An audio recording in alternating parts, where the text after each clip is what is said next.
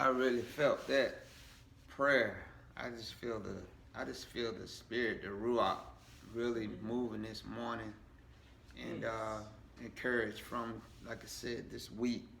Just feeling. Then when the storm came and hit, and just to know that, potentially, tens of thousands of people could be killed. Yes.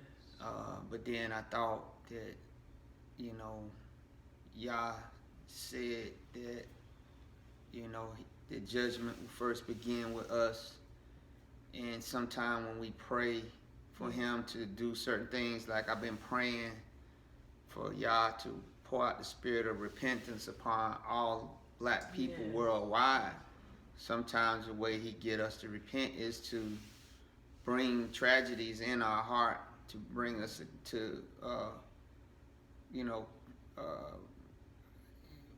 understanding of that we're mortal, and that we're not given every day when we wake up that we're going to wake up, and that it makes us, focus in on living for him day to day, and not think that we got tomorrow, that we can get it right, that we'll do it today. Yeah. And so we're going to continue on with our series that the law is good, and we know we're going one by one down the list of the 10 commandments to show that the law is good and that it's not evil, and that Yah didn't come to do away with the law. Mm-hmm. What Yeshua came to do was to help us to better understand it and also give us the spiritual meaning of it. But the Bible says first natural, then spiritual. So we can't go on to the spiritual understanding that Yeshua gives us if we deny the first natural understanding of the 10. And the way I would like to say it is, people say, well, the law is done away with, which we explained last week. They had the ceremonial part, the civil part, but then we had the moral laws, which were the 10 that Yah put in stone.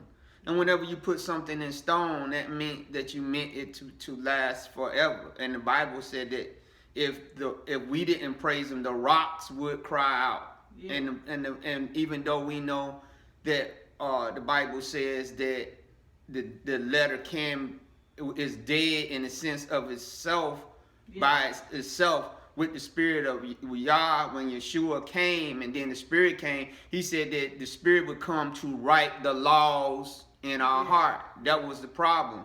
The laws themselves was just on the 2 tablets of stone. But because we went over the part that until we came born again, that sin nature in us would always have the upper hand. But when we became born again, our soul would be more influenced by our renewed spirit that had the desire of Yah in it to do good. So therefore, when we understood the 10, we could not just read them and understand them intellectually. We could walk them out, and we could go to the higher part, as Yeshua said when he said, you have heard that it's written, thou shalt not commit adultery. But he said, I say unto you that if you have looked upon a woman with lust, you have already committed adultery with her in your heart and in the eyes of Yahuwah. So how would we even know what adultery was? How would we even know that we was lusting and doing stuff if we just took the 10, that part of the commandment out? And also we went over the fact that even today, those that say that the law is done away with, when they preach, they always go back to the law. So you were confusing the people. On one hand, you were saying this, but we also put out the part that man ditched the 10 commandments and created his own church rules, and said that those church rules, they just took the 10 commandments and they just rewrote them into their church doctrine and said, now if you do this church doctrine on top of the extra stuff that they would add on to it that's not in the Bible, then you will be okay. And that's why people say, I'm Baptist, I'm Methodist, I'm Pentecostal, or whatever. But that just say we believe in Yah. We believe in his word, and his word is good. His law is good, as Paul said. And we said we was going to go down the list one by one, and at the end of each lesson, we're going to say, now what's wrong with doing this? If you say that the law is done away with and that you are under a curse if you try to find it. And we went over the part, we went over last week, we went over thou shalt have no other Elohims before me, or no other gods. And at the end of the lesson, we all agreed that is good. It's good not to have any other Elohims or gods before you. What's so hard about that? What's so difficult about, well, now don't look at that now. You can't keep that. Even though you're born again in a new nature that's supposed to come out to God, the confusion comes, as we stated last week, is when you try to live it out without the Spirit. When you try to use phylacteries or fringes and all this other stuff to try to remember the 613 that the Talmudists created. But instead, you read the word and you let the Holy Ruach interpret it for you in your livelihood. And that when we come to our lessons, all we're doing when I'm speaking is agreeing with what you have already experienced in your own life throughout the week, what Yah has given you. And that if you have some confusion, that you come to the teacher or whoever and say, well, this is what I was thinking it is, but this is what you're saying it is. That's coming to a consensus of what it is. So what we're going to do this week, we're going to the second law of the 10. And the second law of the 10, and I'm going to give you a chance to get to, let's go back to Exodus 20th chapter. The second commandment that we are going to go to is talking about the graven images. And when you get Exodus, the 20th chapter, say amen.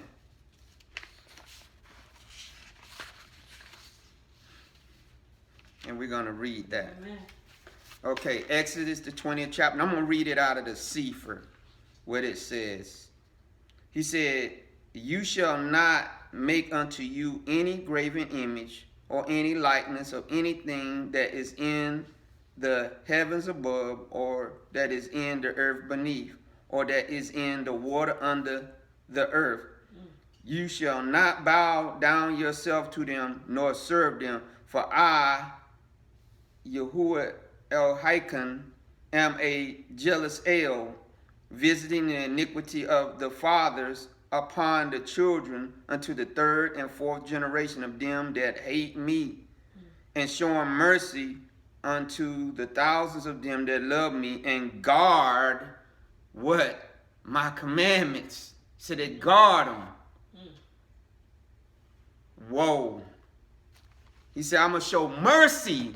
Now, this is the thing. You know, we always, the Bible, understand what it says. He said, when the law came, being just in the stones, it wasn't that it couldn't, that God didn't have mercy on us, as we see right here. He said, I will have mercy on you. Why was he having mercy on them back then? He was having mercy on them because Yeshua hadn't came.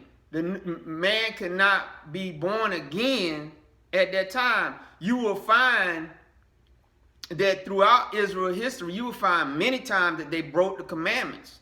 But Yah didn't totally wipe them out.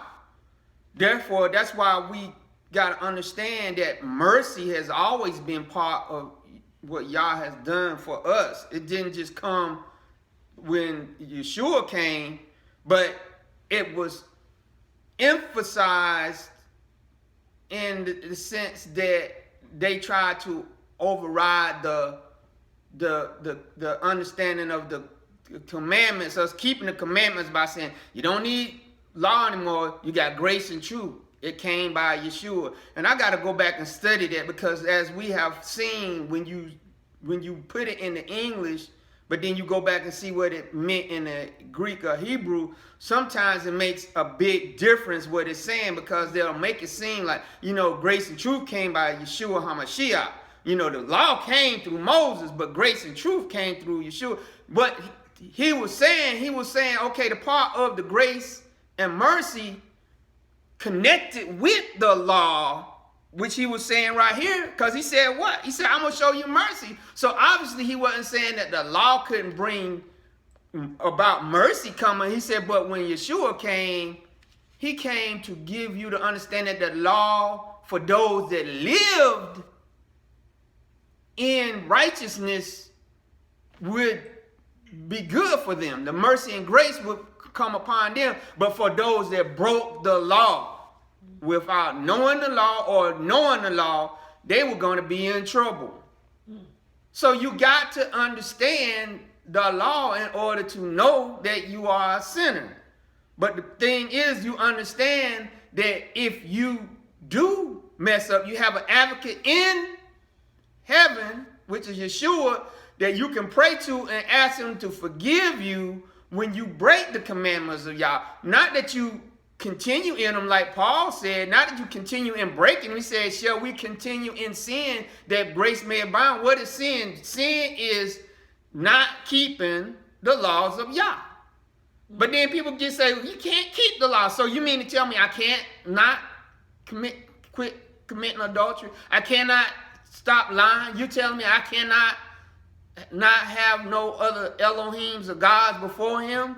That's confusing, because if he came to free us, to give us liberty, he didn't come us to give. They take that understanding of liberty, meaning he came to throw off the shackles of the law so now you can just do whatever you want to. No, he came to free you to be able to live it without having to go around with phylacteries and tassels and all this stuff, because he was going to write it in your heart. But that doesn't mean that you take the Bible and just throw it. I don't need the Bible now because I got grace and truth. How you going to know what the mercy Yah's having on you if you don't know what can condemn you? Because the Bible says your heart can condemn you as a believer sometimes. Why? Because then if you know you have broken his law willingly, you should feel condemnation, because then you understand that I have taken the blood of Yeshua and his sacrifice, and I have made it an open shame, like your mom was saying about the communion and the Eucharist and all that stuff. By saying every week, man, I got to go and get communion, or I got to go get prayed to get saved again. He said, when you do that, you making his sacrifice on the cross, you making it an open shame, like he has no power to save. Because he said he came to save us. Yeah. Okay? So, this is what we're going to talk about today. Graven images. And so what I did was I went to look at some of the words in the Hebrew. And graven image is basically what it says. It's an image, an idol, anything like that, And my understanding of that time, we must understand that idols were commonplace. Mm-hmm. That when you came into certain people's houses, you would see their gods. They would usually be at the entrance of their house. Mm-hmm. That'd be the first thing that you would see. Mm-hmm. Okay?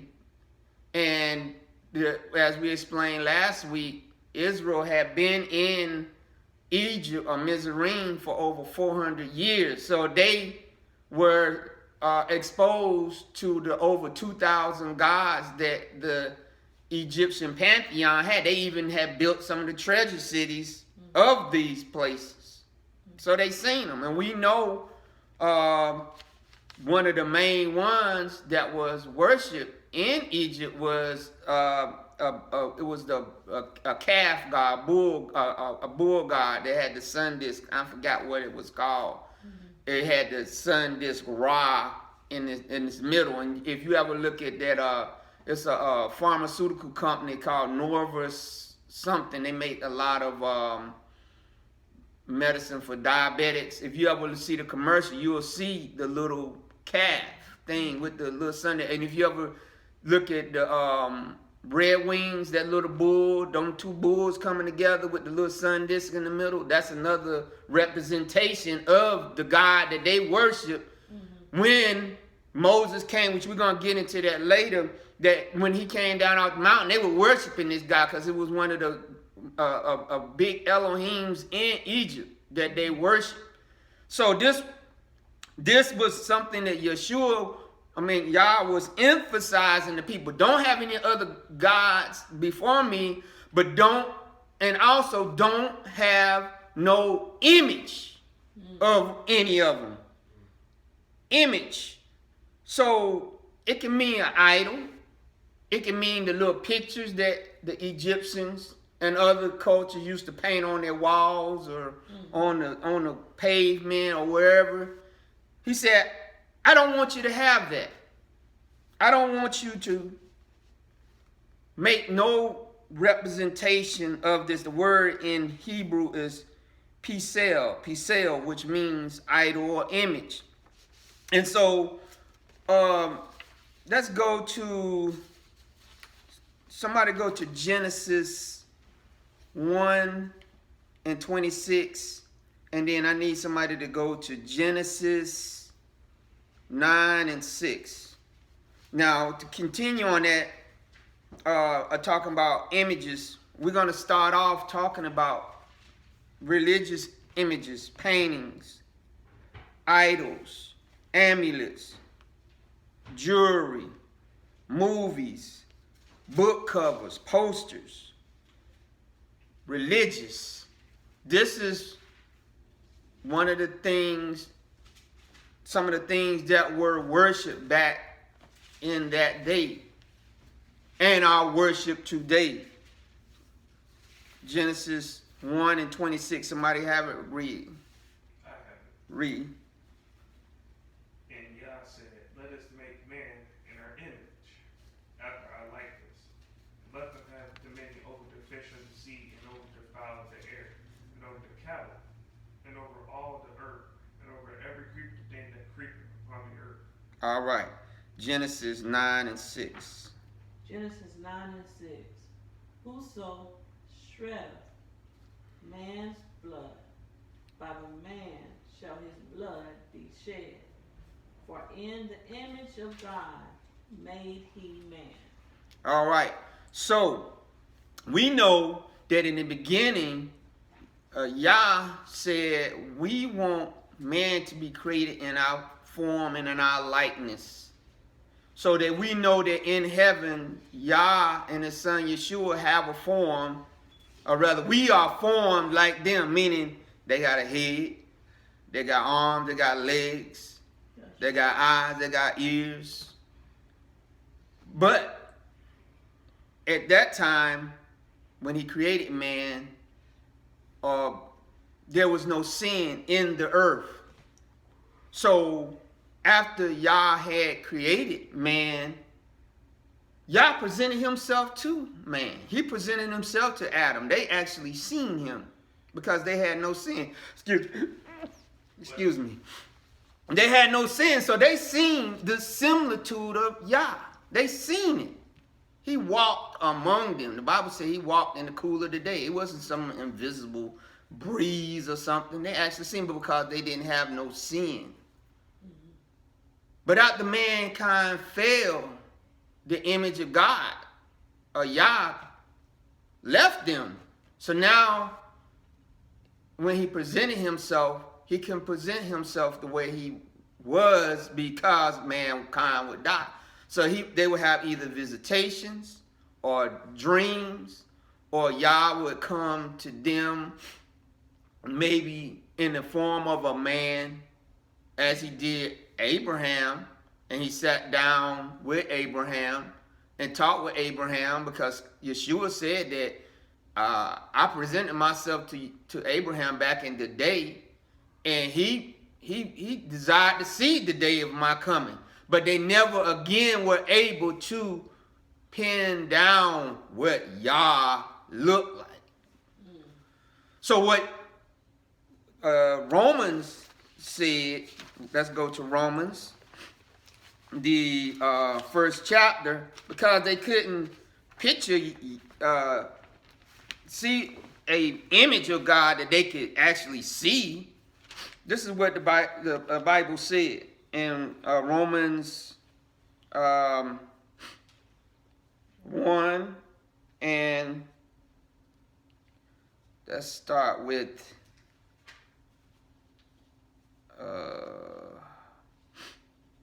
verse 18. For the wrath of God is revealed from heaven against all ungodliness and unrighteousness of men, who hold the truth in unrighteousness, because that which may he know of God. Oh, say that again. Because that which he may. No, which may. Because that which may he. No, be. I can't see without my glasses. Because that which may be known of God is manifest in them, for God hath showed it unto them. Keep reading. For the invisible things of him from the creation of the world are clearly seen, being understood by the things that are made, even his eternal power and Godhead, so that they are without excuse. Because that, when they knew God, they glorified him not as God, neither were thankful, but became vain in their imagination, and their foolish heart was darkened. Professing themselves to be wise, they became fools, and changed the glory of the uncorruptible God into an image made like to corruptible man, and to birds, and four-footed beasts, and creeping things. Wherefore God also gave them up to uncleanness through the lusts of their own hearts, to dishonor their own bodies between themselves, who changed the truth of God into a lie, and worship and serve the Creator more than the creature more than the Creator, who is blessed forever. Amen. All right, step right there. So, going back to what I was saying, because Yah presented himself to Adam and Eve, they knew that Yah existed and that he didn't look like no bird or no whatever other creatures that they had going on back then. But he said people knowing that, they decided, well, let's make an image of Yah like a bird. Maybe he a bird. Maybe he a cow. Maybe he is a... And he said they knew better. He said man knew better. He knew that. He said, you cannot look upon me anymore. And also the fact that we know that there was an understanding with Adam and all his descendants after him, the things that Yah didn't want them to do. Because understand this, when they partook of the fruit, all the knowledge of good and evil was inside of them. So they knew what was good and they knew what was evil. It just wasn't codified until Mount Sinai. Yah didn't write it down. But even then, without them being born again, like with Yeshua, they still yet knew. Like when Cain killed his brother. He knew that he had done something wrong. That's why when Yah came to him, he said, where is thy brother? He said, am I my brother's keeper? He said, your brother's blood is crying out from the ground, Cain. And he said, when he cast him out of into the land of Nod, he said, oh, my sorrow is too much to bear. And he said, now and everybody see me, they're going to want to kill me. He said, no, they ain't going. I'm going to put a mark upon you to let them know that you are cursed from Yah. Because he knew what he had done. He knew that he had killed. And what is one of the commandments, which we ain't got to yet, that he committed? First, he lied to Yah when he said he didn't know where his brother was. And then what else did he do? He had killed his brother. So they knew and this is all he's saying. He said, I gave you these basic tenets. But we also got to understand that once mankind had failed, like we said last week, without being able to be born again, that they had to depend on the sacrifice of the bull or the sheep or the goat in order to cleanse their sin until they came around again, and that those things was not strong enough to enable them to not sin. But now that we have Yeshua and we have been born again, the book of Hebrews said that the things that Yah used to wink at before, he don't wink no more. He ain't winking no more. And just like us, when we came over here and they gave us this Christianity thing and told us, about all the stuff dealing with masters and slaves, and then when we came out, they emphasized the grace and the mercy and things because they knew that the sinful things that they were doing to us, they needed grace and mercy or whatever, at least, which was a totally wrong understanding. Their understanding of mercy and grace is them taking the communion, them being baptized in water and clinging to the old rugged cross. You see what I'm saying? But not being born again, because they wouldn't continue on in the sin.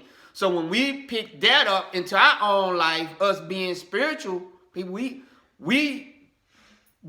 took to that, but we didn't go to the higher thing of seeking to purify ourselves.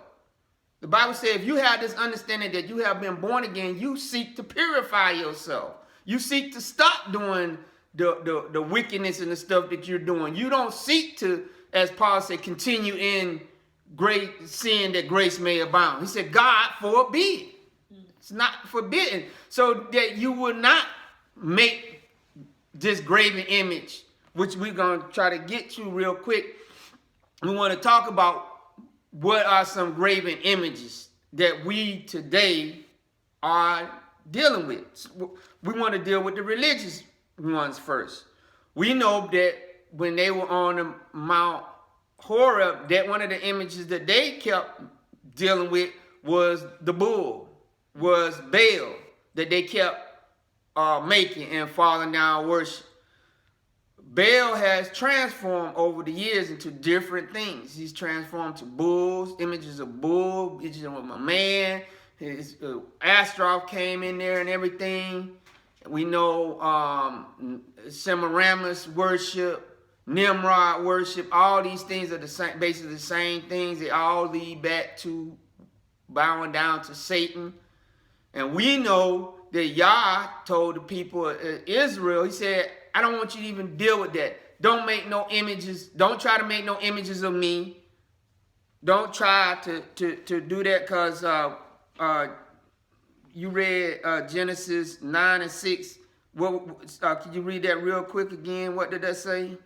Genesis 9 and 6.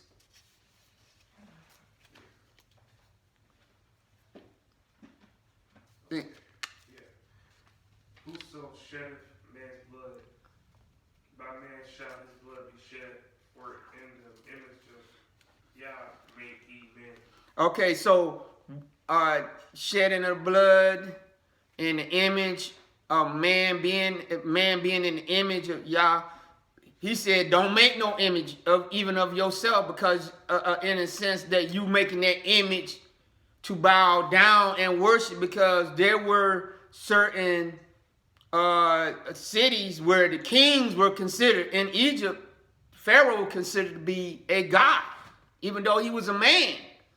And so they would have images of him, and the people would bow down and worship them. So he said, don't make no image of man. Don't try to make no image of me, because you have never seen me. And even the men that you have seen that you think are godlike, they ain't. Don't make no image. And so here we come along with Yeshua, who is the express image of Yah. But he said, came not to receive my for you to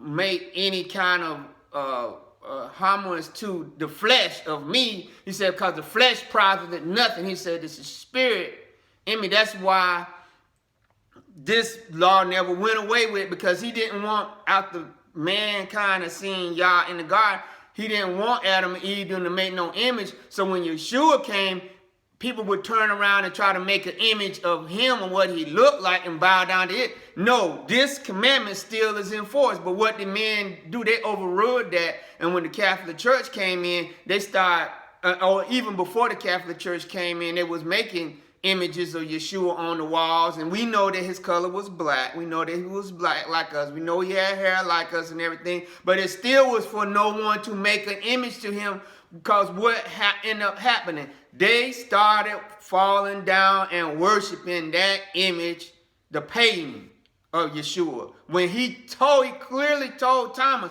he said, blessed is he that has not seen me yet what? Believes in me. He said, you know what, Thomas? It's going to come later people that have never seen me, but yet they're going to believe in me. He said, they more blessed than y'all that see me. So why are we going to turn around and start throwing these pictures of Yeshua up on the wall? We didn't now, of course, like I said, but the Catholic Church started putting them up there. And to me, that's one of the images that we must get rid of. Any kind of God. Because he said, no man has seen me. And Yeshua said, if you have seen me, you have seen the Father. But then what did he say in the commandment? He said, don't make no image of anything in heaven. And that word is shamayim. In heaven above. He said shamayim, talking about the heavens of heaven. Don't try to make no image of things that's, because they had the first, second, and third heaven. He said, don't make no things in any of the heavens, but especially the heavens above. To say, this is God, this is Elohim, like the people did when Moses came down out the mountain and said, hear your Israel, this is the God that brought you out of Egypt. He said, don't do that. Even if you knew what I look, he said, don't make that image. So the Catholics, see, this is what makes Protestantism so hypocrite, because they always talk about the Catholic Church and say, see them bowing down to them idols. But they try to make a distinction. But just because I got an image of Jesus or Yeshua, I'm not bowing down to him. He said, before he said bowing down, he said, don't make no image. Before he even got to the part about bowing down, he said, don't do it. Don't make no image at all. Because what ended up happening to us as black people when we came over? What ended up happening to us? What was the first thing that they threw in front of us? The image of the white Jesus. And because they was white, what did that do to us when we start seeing white people? Can you see what happened? But what happened after slavery? What did we keep doing? We kept putting the image up. And even after we came into the understanding of this truth that Yeshua was black, what do you sometimes see in your head? The white Jesus. He don't want you to have no image in your head. He don't want you to have no image of the black Jesus. And I ain't saying if he give you a dream and you might see it, but even that, you won't want to get in and sketch and say, you know what, this is what I seen. He said, don't do that. He said, because it will become a cursed thing to you. Just like Moses, when the people got bitten by the serpents, fiery serpents in the desert, Yah had told Moses to take a snake, one of them snakes that bit on, and dip it in bronze, and then dip a stick in bronze, and then wrap the snake around the staff, and then dip it in bronze, and tell the people to look up and live. If they look at this snake on the staff, they'll live. And the people looked at it and lived.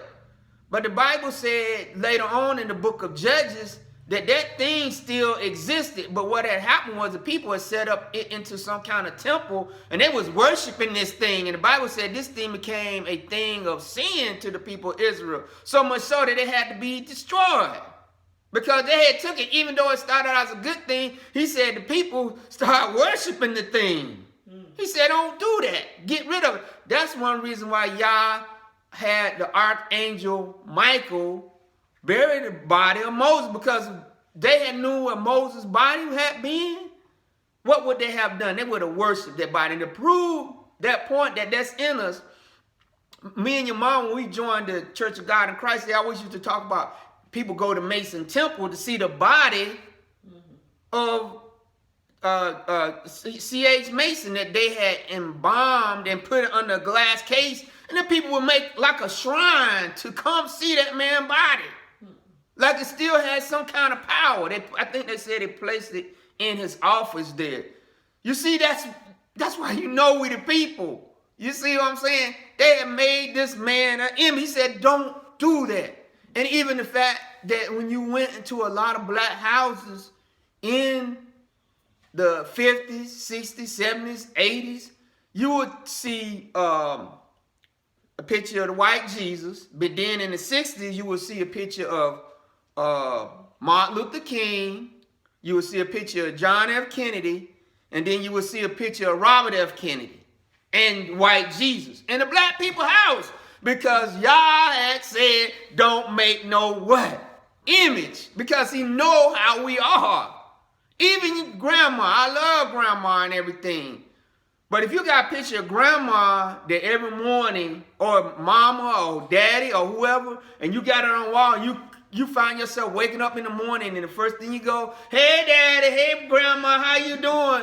He said, you better get rid of it. Because he understands that our heart is given to idolatry. Easy. We can make an idol out of anything. I remember my grandma's house, she used to have this painting of this big rock, this cross. It was a painting of this big cross made out of a rock. And you could see the waves and stuff crashing behind. It was like the waves was crashing against the wooden cross. And I think the stone cross, I think it had somebody holding on to it. Like, oh, I'm holding on to this cross for dear life. This is my Savior. And I can remember some nights I would look up and where the light would hit the thing, it would almost like the picture came alive to me. You know, when I'm looking at it, I would think about the waves crashing and everything. But my mind wasn't thinking about y'all. My mind was thinking about that picture like, man, that cross is what's going to save me. You know, like the actual cross. What did the Bible say when we were taking, in Deuteronomy 28, what would happen to us that we would start worshiping? Gods of wood and stone. So what do Caucasian people, when they talk about salvation, what they talk about? The old rugged cross. The old rugged cross. The symbol of suffering and shame. And that's the thing that they put us to. They talk about the Catholics with the crucifix. But the only difference, they said, well, we got the cross, but we don't have Yeshua hanging on it like them. It's the same thing. You worshiping that cross. And the Bible doesn't even call it. It calls it the stake. So would you worship what it actually says it is? The stake? No, you wouldn't. Because that's how they get your mind. I will cling to the old rugged cross. But they would take that same cross and burn it in our yards. As a Ku Klux Klan. They would take the same cross. So why was they worshiping that cross? Because me and your mom was studying a couple of months ago that some of them knew about us being the people. And that whenever they hung any of us, usually they said the hangings and lynchings happened after they got out of church. And they considered it to be like a sacrament. Like just as Yeshua hung on the tree as a cursed thing, we hanging these cursed people on these trees. Because he said he cursed is he that hangeth on the tree. It cursed the land. Then Islam, he said, gods of wood and stone. What happened to the black people that went into slavery in the Middle Eastern countries and got caught up in Islam, worshiping the Kaaba stone? The same thing. Worshiping the stone. Worshiping the cube. So he said, don't make no idols. Don't make no images. And while I'm doing this, I need somebody to go to Leviticus 26:1. Okay? And also, we want to take time out to ask you, what do you what would you consider to be a graven image today? Starting here with your mom. What are some of the things you think are graven images today that we deal with?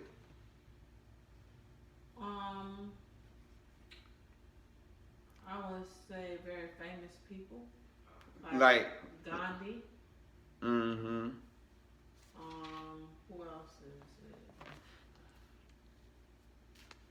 Michael Jackson. Mm-hmm. And Yeah. Elvis. Okay. Graceland. Yep. Yeah. All right, Michael. What about you? Yeah, I was gonna say the same thing like any celebrities. Name some. Ooh, yeah. Let's see what we got. Nicki Minaj. What is it? Whitney Houston.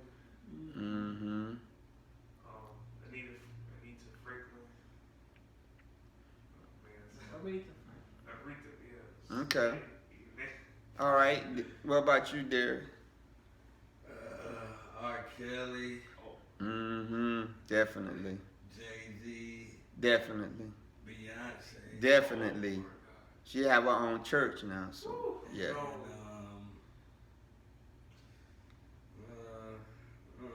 let's see. Lil Wayne. Okay. Yeah, pretty much all of them, really. Okay. What about you, Leon? What's some graven images? It doesn't have to be a person. It can be anything. It can be a game show. It can be a show. It can be whatever. What do you consider to be some graven images that we are, what people are worshiping today?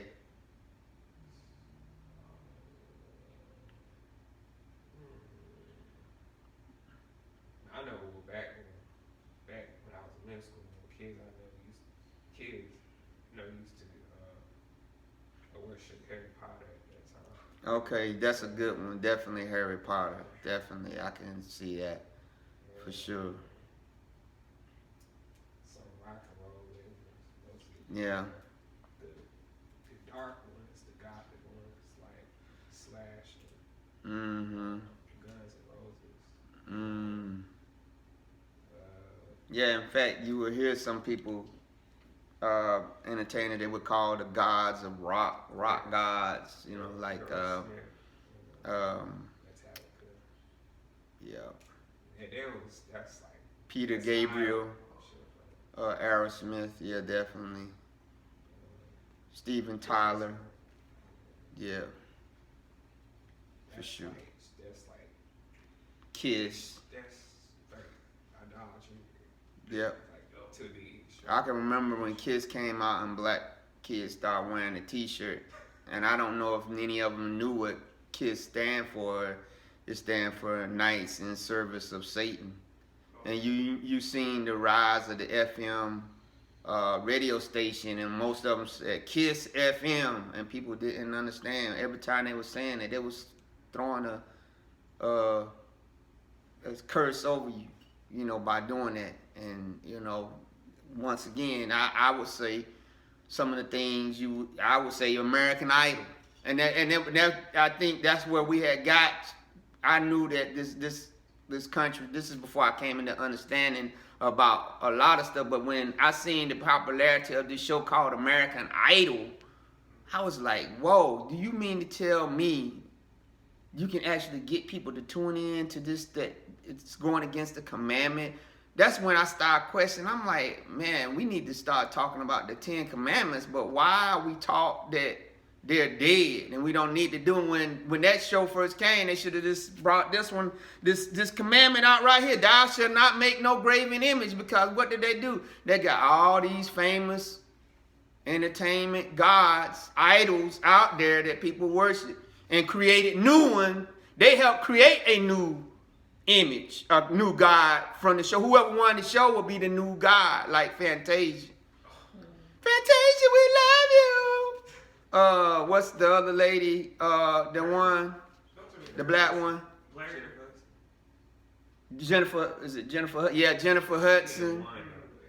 I think that's why my own personal belief is that why Ruben Stoddard never I think he understood, man, I don't want this on me. I don't want to be considered to be no idol. I don't want to cause nobody to sin, and I stand before Yah. And he said, you was an idol till you had people worshiping you. Because he was a gospel singer. I think he did try to stick with gospel music, but I'm not sure what happened with that. But he said, woe unto those that are stumbling blocks. If you know, you can say, well, I didn't tell them to worship me. No. If you know, you are just as guilty as those that's worshiping you. Because time after time, he talked to them about the images, messing with the images. Leviticus 26:1. Somebody read that. And then I'm going to read Deuteronomy 4:16. Yea, shall make you no idols, no graven image. Neither rear you up a standing image, neither shall ye set up any image of stone in your land, to bow down unto it. For I am the Lord your Yah. Yeah, okay. So he again, over and over, Yah was telling him, don't make these graven images, because he knew their propensity. So I'm going to Deuteronomy 4:16, and it reads, he said, lest ye corrupt yourselves and make you a graven image, the similitude of any figure, the likeness of male or female, the likeness of any beast that is on the earth, or the likeness of any winged fowl that flieth in the air, the likeness of anything that creepeth on the ground, and the likeness of any fish that is in the waters beneath the earth. And lest thou lift up thine eyes unto heaven, and when thou seest the sun and the moon and the stars, even all the hosts of heaven should be driven to worship them and serve them, which the Master thy Elohim has divided unto all nations under the whole Shamayim or heaven.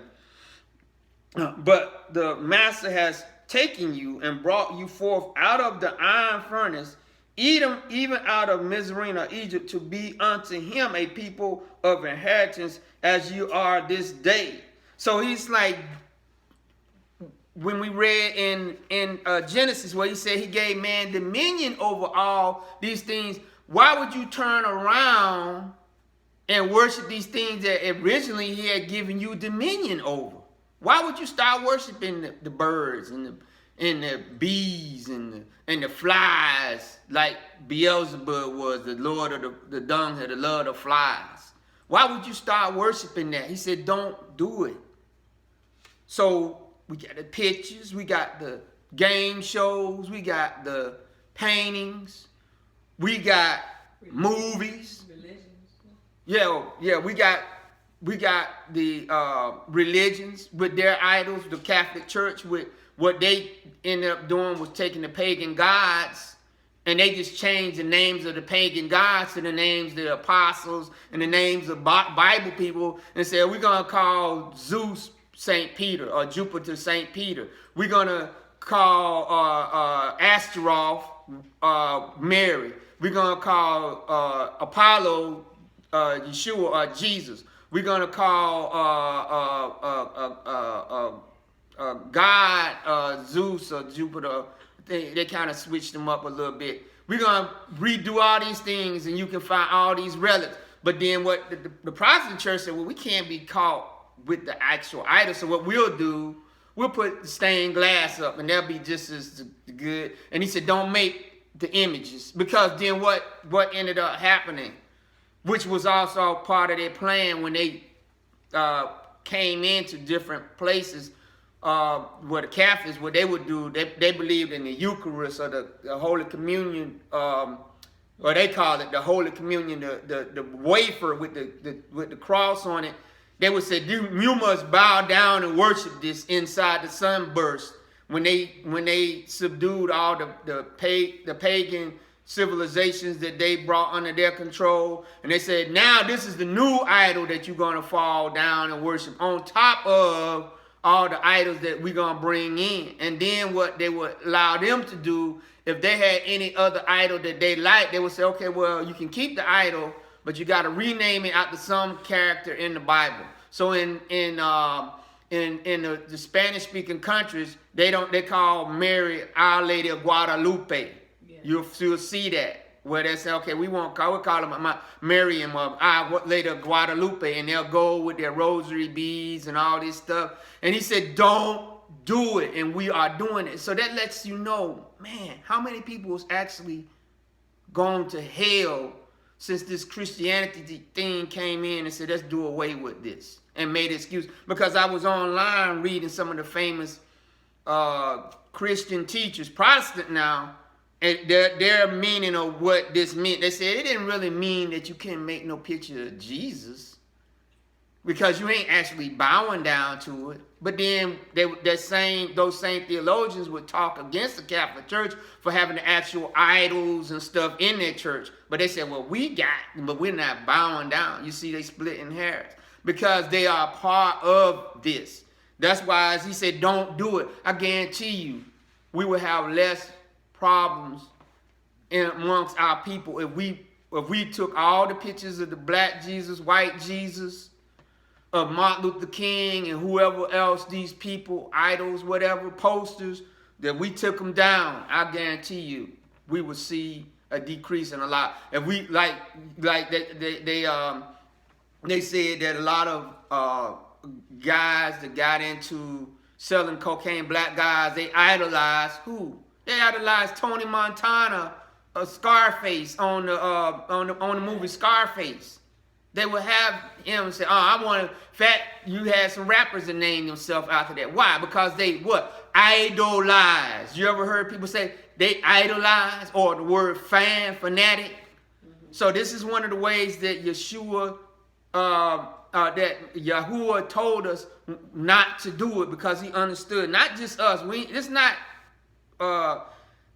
just to us, it's other races too, but we talk about us today, that Yah had told us not to do that. And if you go into Africa, you know, there's a proliferation of this, because notice when he said of things in heaven and things in the water, we know that the water kingdom is big in Africa and some other countries, where they actually bow down to creatures that are under the water. Not just the fish, but actual creatures that we know that the spirits, remember we talked about the spirits that when it was cast out of the man, they went into the deep, they went into the water. So what that mean? They down in the water. He said, but people make similitudes of the mermaids and all this stuff that these people actually worshiping. When you look at Starbucks, what is their logo? It's a mermaid. It's a mermaid. This is something that people worship. The sirens out of Greek mythology. All these things. He said, thou shalt not make any graven image. And we just got through, he said, don't do it because I know what you're going to do. So let's go quickly to Deuteronomy 9 and 6. I'm going to read that real quick. So we're going to try to get out of here in an hour. Deuteronomy 9 and 6. Mm-hmm. Understand, therefore, that Elohim thy God giveth thee not this good land to possess it for thy righteousness, for thou art a stiff-necked people. Remember and forget not how thou provokest Elohim thy God to the wrath of the wilderness, for the day that thou didst depart out of the land of Egypt until you came into this place. Ye have been rebellious against Yah. Keep reading. Also in Hebrew, ye provoke Yah to wrath, so that Yah was angry with you to have destroyed you.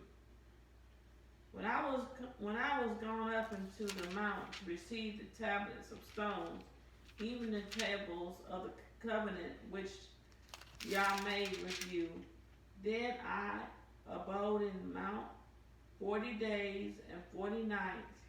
I neither did eat bread nor drink water. And the Almighty delivered unto me 2 tablets of stone written with the finger of Yah, and on them was written according to all the words which Yah spake with you in the mount out of the midst of the fire in the day of the assembly. And it came to pass at the end of 40 days and 40 nights that the Almighty gave me 2 tables of stones, even the tables of the covenant. And Yah said unto me, Arise, get thee down quickly from hence, for the people which thou hast brought forth out of Egypt have corrupted themselves. They are quickly turned aside out of the way which I commanded them, that have made them a molten image. Stop right there. Now, you mean to tell me you understand that Yah is in the mountain? You see it on fire. He already spoke to you out of the mountain, and you say, Moses, it's too much for us. We don't want to hear Yah speak. You go up in the mountain and get the law from him. But the Bible says that at that time Yah had not showed him what he looked like. That's why he spoke to him out of the cloud. But it said we imagine him to be that bull. So let's make that bull and let's bow down and worship it. And Yah had just given. Yah wrote. Understand what I'm saying? He wrote this with his own hand, with his finger. He wrote it and gave the tables to Moses. And now go down because your people already corrupted themselves. They already broke all 10 already. Before I even finished writing the stuff out for you, they already bowed down. After I told them that thou shalt not, because Yah had got to a certain point where he had told them, and they said, it's too much, Moses, we don't want to hear no more. But he got to the part, he said, thou shalt have no other Elohim before me. They understood that. But they chose to make. Then that's why he's saying, why is America considered Babylon? Because in America, you have religious freedom to worship any other Elohim that you want. And notice what it says about, I'm going to try to find it real quick in Revelations, where it talks about Babylon. And we know that America is a Babylon. Trying to find it. Let's see.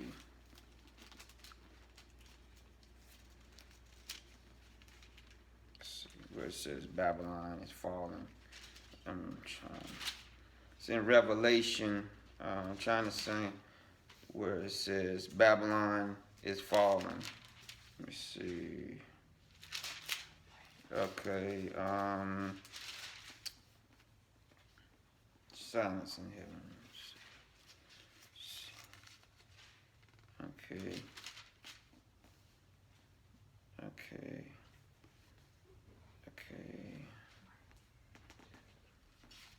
I think it's fallen, it's fallen. It's the scripture where it says Babylon is fallen, it's come the habitation of every foul spirit. Okay.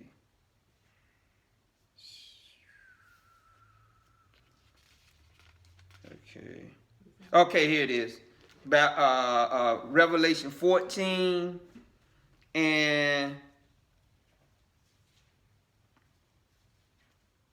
8. He said, and there followed another angel saying, Babylon is fallen, that great city, because she made all nations drink of the wine of the wrath of her fornication. Fornication is talking about spiritual fornication. Let's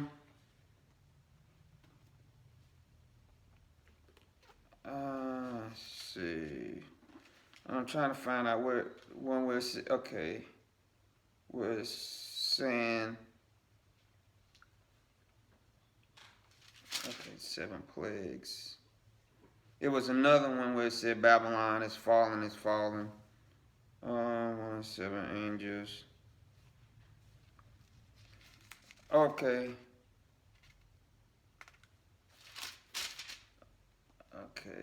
It's in 18. It is. Read. The fall of Babylon.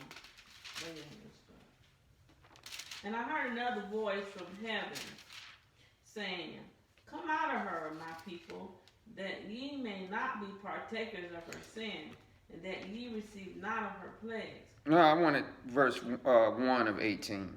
And after these things I saw another After angel. these things, I saw another angel come down from heaven, having great power, and the earth was lightened with his glory. And he cried mightily with a strong voice, saying, Babylon, the great is fallen, and is become the habitation of devils, and the whole of every foul spirit, and a cage of every unclean and hateful bird. For all nations have drunk of the wine of the wrath of her fornication. The kings of the earth have committed fornication with her, and the merchants of the earth are waxed rich through the abundance of her delicacy. Stop right there. So, verse 2 talks about it becoming a place, a habitation of devils or demons. Because what? Because you can find every religion that's done under the sun here in America that has religious freedom to do it. Church of Satan was founded here. Now, we know people worship Satan before that, but it became an official organ here. Every religion that you want is here in America. And he said it's a hold, it's a stronghold of all the foul spirits that trapped. It's like they not trapped per se, but they got a fixed place where they are. Now we know Rome is, the actual city of Rome, but as a nation, America is the Babylon. Cause any kind of worship that you want, people worship abortion, people worship murderers, people worship pedophilia, people worship whatever. They got people that worship dogs. You ever seen the stickers where the people they when they switch up the word God for dog on their cars? They worship nature. They worship. He said this is Babylon. It's the stronghold. That's why it's easy for images to go forth in this place because of the sin. All right. So we trying to get through quickly. Let's go to see. Let's go. We're gonna do some New Testament real quick to show you that it's just not a Old Testament thing that he is showing us. And then we're going to wrap it up and we're going to come to a consensus. Is it okay not to have any images? All right. Okay, so let's go to Acts 19 and 35. Well, actually, let's go to verse 26 of Acts. And the same time there arose no small stir. No, 19 and 26. Okay, 19 and 26 chapter of Acts. Moreover, ye see and heard that not alone at Ephesus, but almost throughout all Asia, this Paul hath persuaded and turned away much people, saying that they be no gods, which are made with hands, so that not only his craft, our craft, is in danger to be set at naught, but also that the temple of the great goddess Diana should be despised, and her magnificence should be destroyed, whom in Asia and all the world worship. All right, stop right there. I'm sorry. I should have told you start at verse 23, but I'm gonna read it real quick. And then at the same time there arose no small stir among that way. That's what they would call not of Christianity. For a certain man named Demetrius, a silversmith, which made silver shrines for Diana, brought no small gain unto the craftsmen, whom he called together with the workmen of the like occupation, and said, Sirs, we know that by this craft we have made our wealth. Okay, now keep reading. I just had to put that part that Paul turning people away from idolatry is part of the law. Saying you shouldn't have no graven images was causing problems in Ephesus. Keep reading, baby. I'm sorry. Start at 29. No, which word? One you stayed you I read it. yeah, the one you left off with. And the whole city was filled with confusion, and having caught Gaius and Artisius, men of Macedonia, Paul's company in travel, they rushed with one accord into the theater. And when Paul would have entered into the people, the disciples suffered him not. And certain of the chiefs of Asia, which were his friends, sent unto him, desiring him that he would not adventure himself in the theater. Some therefore cried one thing, and some another, for the assembly was confused, and the more part knew not wherefore they were come together. And they drew Alexander out of the multitude. The Jews put him forward, and Alexander beckoned with his hand, and would have made his defense unto the people. But when they knew that he was a Jew, all with one voice about the space of 2 hours cried out, Great is Diana of the Ephesians. And when the town clerk had appeased the people, he said, Ye men of Ephesus, what man is there that know not how that the city of Ephesians is a worshiper of the great goddess Diana, and of the image which fell down from Jupiter. All right, excuse me. See what I'm saying right here? Paul was coming against this, and because he understood the law was not dead, he preached against this stuff. He preached against the things so much that the people were starting to not go to the temples, and the people that was making little idols was losing money. So you gonna tell me not to do this when we got so many idols in this country? Why? Because people are doing what? Making money. Yes. You're not going to make money if people are not fanatically worshiping these people. You're not. That's why they're telling us the Catholic Church and Protestant churches will all be closed, because people will say you need to get rid of the stained glass pictures. It's an image. It's an idol. And the people, isn't this a beautiful edifice? Even the buildings. The people go to the buildings because the buildings look good on the inside, but the people of the way, as we seen here, they didn't say Christians. They said that, about that way, they met in houses.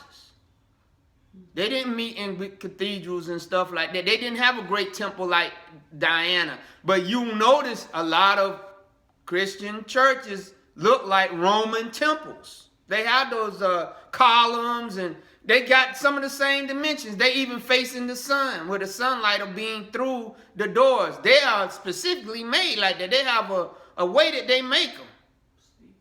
Yes, they make them so that on Easter Sunday or whatever, if you're there for the sunrise service, that sun is going to shine right down the middle of that church unto the pulpit. And people are going to say, he rose, he rose. What are they worshiping? Easter bunny, Easter eggs, Astaroth, cross, the communion. You got the communion. You might not go to church all that year, but you get your communion. I'm good for the rest of the year. Why? Because you believe in that lie. You see what I'm saying? You see how our people have made idols out of everything? Let's go quickly. I'm sorry. I'm going to go to Romans 1. I think I did Romans 1 and 28. Somebody get Romans 11 and 4.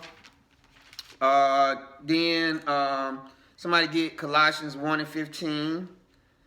And then the rest of them are coming from Revelations. And then we're getting ready to wrap this up. We're a little over an hour, but we're going to try to get before 59. Somebody read Romans 11 and 4. And then Colossians 1 and 15. No, I thought you said first Romans 1:28 first. No. 11 and 4. I'm not going to read. I was going to read, but I already read it. Read Romans 11 and 4. Read it. Wait a minute, I got it. So, Well, you get Colossians 1 and 15, Mike, then. but what said the answer of God unto him, I have reserved to myself 7,000 men who have not bowed the knee to their image of God. Even so, then at this present time also there is a remnant according to the election of grace. And if by grace, then it is no more of works. Otherwise, grace is no more grace. But if Is that just 4? No, that's 6. I don't need that. I just need 4. Good, thank you. But notice what he said. He started off with the idolatry that was happening in the Old Testament. So obviously, idolatry was something that Yeshua was concerned with, and he transmitted that to Paul, so that Paul stated that in the writing of Romans about the idolatry. That Yah said, I can reserve people on this earth that will not do idolatry. But what they're trying to tell you is, if by you not keeping the law, you part of those that are reserved. Reserved what? Against idolatry. So you can't separate it. You got to tell the people they're in idolatry. He said they have not bowed what? Knee. Oh, yeah, you reserved. And this is what a great debate comes between in Christian thought between works and grace. And that's why it's a confusion, because one say you don't have to do nothing, and then the other one say you got to do something, and they all over the place, and there's a big confusion with the Calvinist thought and Arminian thought. Whereas it's simple. He said the law is good, and grace is there when you do commit these things, that you can come back and ask forgiveness, but not to continue in them. Because if you try to continue in them in the law without being born again, you can't do it. But once you get it, you can stop worshiping idols. You can stop bowing your knee to Baal or the Lord, which is what Lord means. It means Baal. Okay, Colossians 1:15, Mike. Who is the image of the visible Elohim, the firstborn of every creature? For by him were all things created, that are in heaven and that are in earth, visible and invisible. Okay, just verse 15. Okay, so notice what Yeshua said when he came. He said, I came to do the will of my Father. So if Yeshua, you start making an image of him, the Bible says in the end, Yeshua is going to hand up the kingdom to the Father. So if you getting him, now we do worship him. We do. But if we take this thing of Jesus only and say, he said, I come to do the will of my Father. If you have seen me, you have seen the Father. And people segment him. And this is one of the things me and your mom was saying. You can see Yah, Yeshua, in the Ruach. He said these three are one. They're indivisible, but they are distinguishable. Just like we are body, soul, and spirit. We're indivisible, but your flesh wrestles against your spirit. So what does that say? It has its own mind against your spirit. But it's all what? Yeshua is the visible presence of Yeshua, of Yahuwah. But he said, when you pray, he said, you don't have to come to me anymore. He said, you can go to the Father, but you got to go through the Father through what? Through me. Okay? But not to put an image of me and say, well, I don't need it. I'm just going to pray to Jesus. So I'm not telling you when you get in there and you say, I'm saying Jesus. I'm saying you got to know that these three are one. And you say Elohim or Yah or Yeshua or the Spirit, you are talking, but you got to go in the name of Yeshua, because he is the express image of Yah. Okay, so let's go to Revelation 13 and 15. I'm going to read that. And it said, and he had power to give life unto the image of the beast, that the image of the beast should both speak and cause that as many as should not worship the image of the beast should be killed. And we know that image of the beast is the image of the false picture of Yeshua that they got, Caesar Borgia. Because that's one of the images when the people came in, the Catholics came into different countries. They said, you better worship this. They gave us the image of Yeshua, white Yeshua, when we came and told us to worship this. And if you didn't, you got whipped. Just like when they changed our name, he said that's a good what? Christian name. You better take that name. Drop the name that you got and take this quote unquote Christian name. Right? Okay, Revelation 14:11, it says, and the smoke of their torment ascended up forever and ever, and they have no rest day or night, who worship the image of worship the beast in his image, and whosoever receiveth the mark of his what? Name. That's the image of the beast, is that of the white Yeshua, the white Jesus. And that's what people worship. When they go, like women say, I had sex with Jesus last night. Okay, Revelations 15:2. And I saw, as it were, a sea of glass mingled with fire, and them that had gotten the victory over the beast, and over his image, and over his mark, and over the number of his name, stand on the sea of glass, having the harps of Elohim. There we go. People that said, I'm going to follow the commandment, right? Notice what he said.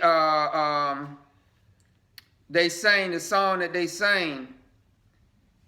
And he said they sang the song of Moses, the servant of Elohim. What's the song of Moses? That's back in the Old Testament, right? When they was coming out of the land, talking about the law and the song of the Lamb. So they were connected. So Yeshua and Moses, these people are singing the song of Moses, the law, and Yeshua of grace. He said they singing these songs. Okay? Okay, 16:2. Revelation 16. And the first went and poured out his vial upon the earth, and there fell a noisome and grievous sword upon the men which had the mark of the beast, and upon them which worship his image. Here we go again. And we can go on and on. We got several scriptures, but we over 15 after. So we're going to go ahead and end it here and say, is there anything wrong with not having an image or idol in your home, even if you're not bowing down to it? Is it wrong? Like people say, well, I got these idols of the Greek, gods and stuff, but I'm not bowing down to them. I just like the way they look. He said, Is it thou shalt not have any what? Any. Thou shalt not have any. And he didn't even say nothing about bowing down. That's the next part. So is there anything wrong with not having this stuff in your house? Was there anything wrong with not having a picture of the white Yeshua, the black Yeshua, any of that? Angels or anything like that, or men? Is there anything wrong with you not having this? Because notice what the Bible said in Isaiah. He said in the end, men will call good evil and evil good. So they're saying, you mean you ain't got no religious thing in your house? Nothing? No pictures of Jesus? The word of God. No. He said don't have it. So we all agree there's nothing wrong with not having it. Okay. So we came to consensus that there's nothing wrong with not having any other God Elohims before our Elohim Yahuwah and his son Yeshua. There's nothing wrong with that, and there's nothing wrong with you not having these images, right? So we know that we can keep those too, right? That's all we want to find out. Can we do this? Is it hard? Is it sacrilegious to say this? What does it seem like as we went over all this stuff that the world is what? Giving in to that. So when it makes sense that they tell you, you don't need to keep that. Why? Because it's going to take away what? A whole lot of society is doing, right? It would take away a whole lot of people going over to different countries where they have these shrines and different things. Even in this country, like to Graceland, where they want to see where Elvis lived and where he died and all this stuff. That would do away with a lot of that, right? All right. And I'm going to close with this because I remember when we was in the Church of God in Christ, I can remember when Bishop Ford, they said he became bishop. And they said he finally said, that president, the C.H. Mason being under that glass and people coming, he said, let's stop that. He said, that's become idolatry. Now, I'm not giving because you know I understand how I feel about churches, period. But I do believe that he made the right decision. He said, let's bury him in the ground. He said, people have made this thing into an idol, you see. They made him into an idol bigger than Yeshua. Because they said, one thing, you got to get to the convocation. You got to get to Memphis. It was like you get into Mecca. And you see, this is the way our people is. So we got to get rid of all the idols. And get rid of them in our hearts, too. All right, but definitely get rid of them on the outside. So if we don't have any questions, any comments, any statements,